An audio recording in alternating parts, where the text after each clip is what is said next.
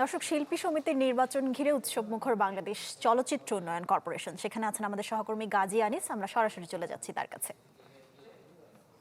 Anis, vote গ্রহণ কেমন, তারকাদের অংশগ্রহণ কেমন দেখছেন, কি বলছেন তারা, সবকিছু মিলে সেখানকার পরিস্থিতি আমাদের জানাবেন। সকাল ৯টা থেকে বাংলাদেশ চলচ্চিত্র শিল্পী সমিতির নির্বাচন শুরু হয়েছে। উৎসব মুখর পরিবেশে আমরা বলতে পারি। শিল্পীদের উপস্থিতি আমরা যথেষ্ট দেখতে পাচ্ছি।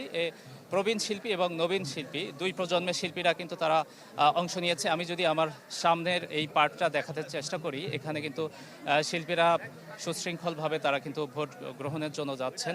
আসল ফল থেকে তৈরি, সম্পূর্ণ প্রিজারভেটিভ মুক্ত ফ্রুটিকা, পিওর মানে ফ্রুটিকা। অনেকেই কথা বলেছেন এর আগে যে কমিটি ছিল সেখানে সভাপতি ছিলেন অভিনেতা মিশা সওদাগর, তিনিও কিন্তু এসেছেন এবং যথেষ্ট প্রশংসা করেছেন। এবার মোট 2টি প্যানেল নির্বাচনে অংশ নিয়েছে। 21 জন করে সদস্য এই এক একটি প্যানেলে আছে। যদি বলি যে প্রথম যে প্যানেল, শিবা শানু সভাপতি এবং জয় চৌধুরী সাধারণ সম্পাদক, তাদের নেতৃত্বে অভিনেত্রী রোজিনা ডিএ তায়েব তারা সহসভাপতি পদে লড়ছেন এবং বিপরীতে ফাইট ডিরেক্টর অভিনেতা আরমান, তিনি সভাপতি পদে আছেন এবং রোমানা ইসলাম মুক্তি, তিনি সাধারণ সম্পাদক পদে লড়ছেন।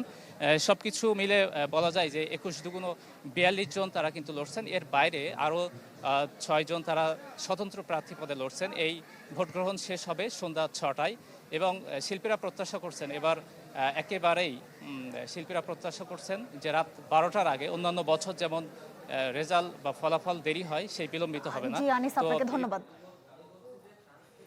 দর্শক, আমরা বিএফডিসি ইলেকশনের সর্বশেষ জানছিলাম। আমাদের সহকর্মী গাজী আনিস আমাদের সঙ্গে যুক্ত ছিলেন।